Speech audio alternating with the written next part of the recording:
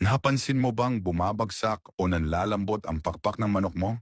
Alamin kung ano ang posibleng dahilan at solusyon. Maaaring senyales ito ng kakulangan sa nutrisyon, kaya siguraduhing nakakakuha ang manok ng sapat na protina at bitamina mula sa balanced diet ng butil, gulay, at natural na supplements. Bigyan ng sapat na espasyo para makagalaw ang manok at makapag-ehersisyo dahil ang kawalan ng aktibidad ay maaaring magdulot ng panghihina sa kalamnan at pakpak. Panatilihing malinis at tuyo ang kulungan para maiwasan ang infection na maaaring makaapekto sa lakas ng manok.